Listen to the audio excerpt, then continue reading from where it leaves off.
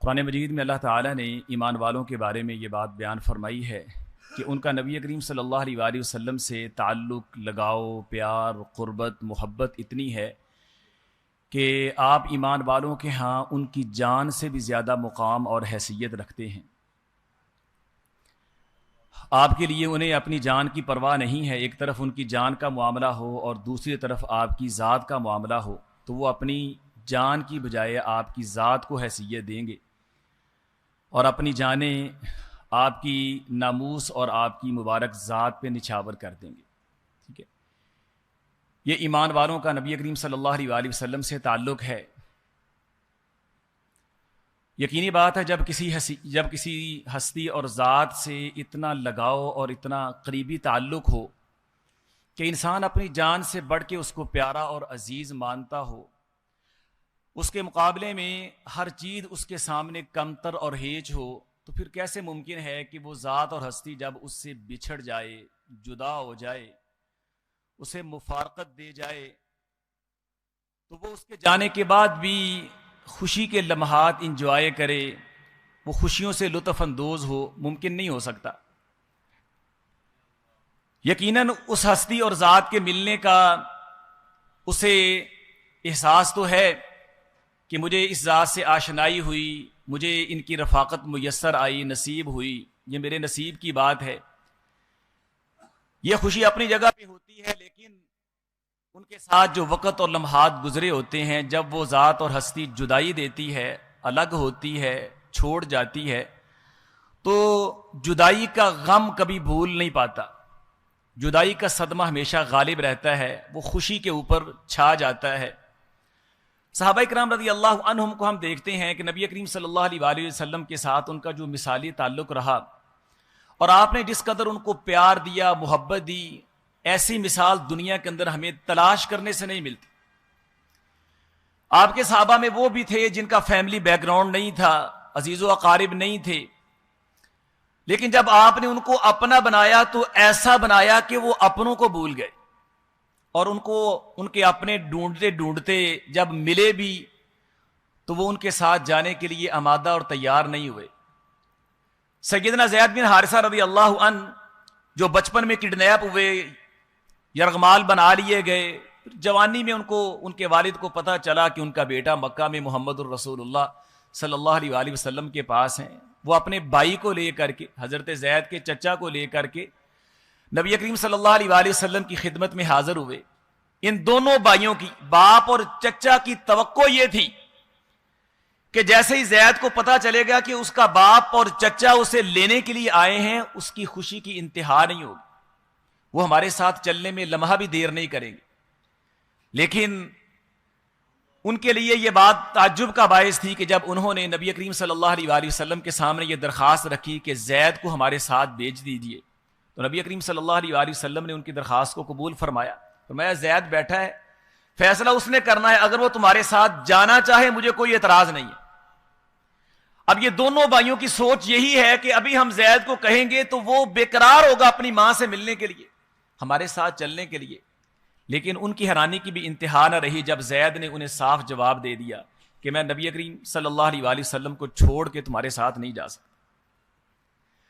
حضرت بلال رضی اللہ عنہ کہاں حبشہ سے آئے ہیں، اسلام کے لیے قربانیاں بھی بڑی دی ہیں، نبی کریم صلی اللہ علیہ وآلہ وسلم کے ساتھ جب پیار ہوا ہے، تعلق بنا ہے، اتنا گہرا ہوا، وہ سب کچھ بھول گئے، ہر وقت آپ کی رفاقت اور آپ کی معیت میں رہتے ہیں۔ اور جب آقا علیہ الصلوۃ والسلام دنیا سے تشریف لے گئے ہیں تو ایسے ان کی دنیا اندھیر ہو گئی۔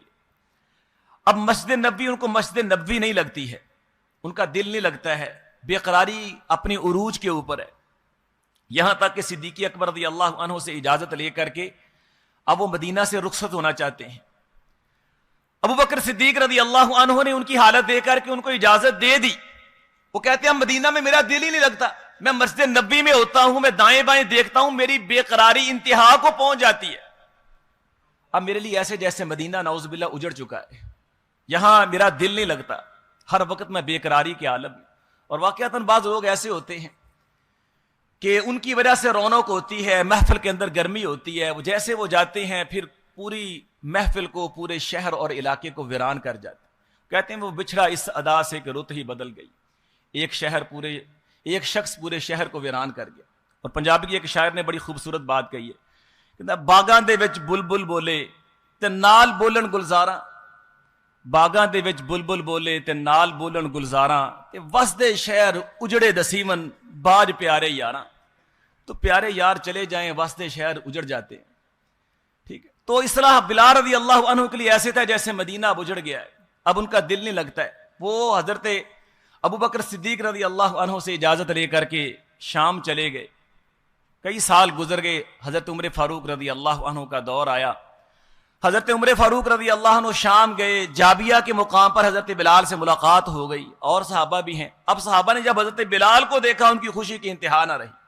آقا علیہ الصلوۃ والسلام کے مبارک دور کی یادیں تازہ ہو گئی. وہ مسجد نبوی, بلال رضی اللہ عنہ کی اذان, مسجد کی طرف آنا, وہ سارا منظر ان کے ذہن کے اندر گھوم گیا.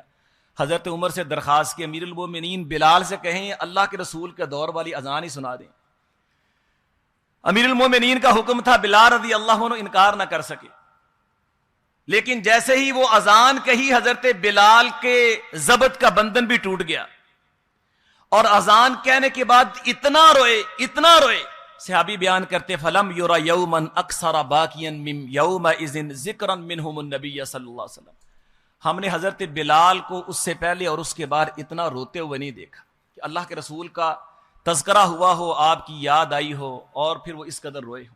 ٹھیک ہے, تو صحابہ کرام رضی اللہ عنہ کا حال یہ تھا, اللہ کے رسول کی یاد تازہ ہوئی, اس ہستی کی یاد آئی جو انہیں اپنی جان سے بھی زیادہ عزیز ہے. ان کے صبر کے بندھن ٹوٹ گئے, زاروں کے تار آنسو آنکھوں سے جاری ہیں. ٹھیک ہے, تو یہ تھے صحابہ کرام رضی اللہ عنہم کی نبی کریم صلی اللہ علیہ وسلم سے محبت. ٹھیک ہے, اور یہی بلال رضی اللہ عنہ جب ان کی وفات کا وقت قریب آیا, بے ہوشی کے عالم میں ہیں, جب ان کی بیوی نے حضرت بلال کا یہ حال دیکھا تو کہتی واہ حزنا, ہائے غم, اتنا غم, میرے سرتاج دنیا سے جا رہے ہیں. بلال رضی اللہ عنہ کو ہوش آیا تو کہنے لگے واہ تارا باؤ, بیوی غم کی بات نہیں ہے, خوشی کی بات ہے, میں تو خوش ہوں. غدن نلقل احبہ محمد و حزبہ صلی اللہ علیہ وسلم, مجھے موت آئے گی تو میں اپنے پیاروں سے جا ملوں گا. اللہ کے رسول صلی اللہ علیہ وسلم اور میرے ساتھیوں سے ملاقات ہوگی, کل میری ان سے ملاقات ہے. یعنی وہ جو جدائی کا غم ہے اب وہ ملاقات میں تبدیل ہو رہا ہے, تو ان کا دنیا سے جانے کا غم خوشی میں تبدیل ہو گیا. اللہ کے رسول سے ملاقات ہو جائے صلی اللہ علیہ وسلم. تو یہ تھی صحابہ کرام رضی اللہ عنہم کی کیفیت کہ وہ غم ہمیشہ ان کے اوپر حاوی رہا. جب بھی اللہ کے رسول کا تذکر آیا بے اختیار آنکھوں سے آنسو آ گئے. حضرت ابو ذؤیب حذلی تابعی ہیں, مخضرم ہیں. ٹھیک ہے, نبی کریم صلی اللہ علیہ وسلم کو دیکھا نہیں, تو کہتے ہیں میں آپ سے ملاقات کے لیے مدینہ کی طرف میں نے رخت سفر باندھا ہے, لیکن ابھی میں رستے میں تھا, آقا علیہ الصلوۃ والسلام رخصت ہو گئے. جب میں مدینہ پہنچا تو میں نے دیکھا ہر طرف آہوں اور سسکیوں کی آوازیں آ رہی. تو میں نے کہا کیا ہوا ہے؟ کہتے لوگوں نے بتایا رسول کریم صلی اللہ علیہ وسلم رخصت ہو گئے, آپ دنیا سے تشریف لے گئے. ٹھیک ہے, یعنی صحابہ کرام رضی اللہ عنہ خوشیاں غم میں بدل گئیں. یہ کیفیت رہی صحابہ کرام رضی اللہ عنہ. حضرت عبداللہ بن عمر رضی اللہ عنہ جو اتباع رسول میں ایک مثالی کردار ہیں, جب بھی اتباع رسول کو بطور مثال سمجھانا ہو تو عبداللہ بن عمر رضی اللہ عنہما کا تذکرہ کیا جاتا ہے. معروف تابعی ہیں محمد العمری رحمہ اللہ, وہ بیان کرتے ہیں کہ ما سمعت ابن عمر ذکر النبی صلی اللہ علیہ وسلم الا بکا, میں نے عبداللہ بن عمر سے جب بھی رسول کریم صلی اللہ علیہ وسلم کا ذکر خیر سنا ہے ان کی آنکھیں نم ہو گئی, ان کی آنکھوں سے آنسو جاری ہو گئے. حضرت انس رضی اللہ عنہ جو بچپن میں آپ کے پاس آئے, انہوں نے بچپن آپ کی رفاقت میں گزارا اور آپ کی رفاقت میں بلوغت کی سیڑھی پہ قدم رکھا. ابھی چڑھتی جوانی تھی کہ آقا علیہ الصلوۃ والسلام انہیں جدائی دے گئے. ٹھیک ہے, کیا قربت کے لمحات تھے, کیا آپ سے شفقت اور پیار لیا انہوں نے. اور وہ فرماتے ہیں کہ آقا علیہ الصلوۃ والسلام کی یادیں میرے انگ انگ میں سمائی ہوئی تھی, اور فرماتے ما من لیلۃ الا ارى فیھا حبیبی, کوئی رات آپ کے دنیا سے تشریف لے جانے کے بعد ایسی نہیں گزری جب میں نے خواب یا تصور میں آپ کا دیدار نہ کیا.